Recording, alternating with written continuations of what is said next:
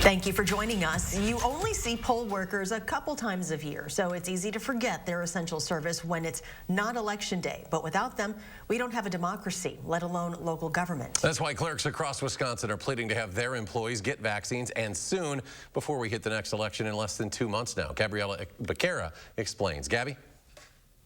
Eric and Charlotte, poll workers and clerks are wondering why they weren't included in the next round of COVID vaccinations, are now asking the state to reconsider that decision.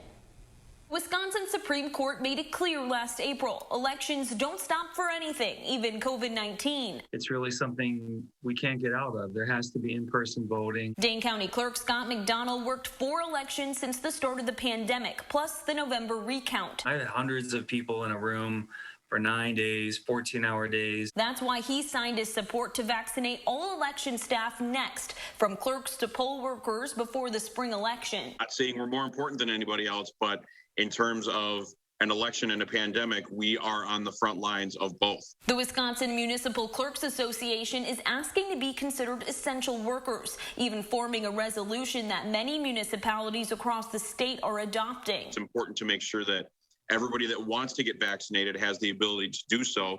And as of today, that ability isn't there for us. That resolution might not be enough to change DHS's vaccination plans, but Town of Oakland Clerk Chris Estrella says it's worth fighting for. It doesn't matter what it is you're advocating for, but you got to start somewhere. McDonald says every other profession in Group 1B deserves to be prioritized and doesn't want to take that away. But as the state receives more vaccines, their place in line should be reconsidered. People have been raising their hand, risking their lives for their democracy. I mean, how many times are we going to ask them to do that before we give them a break?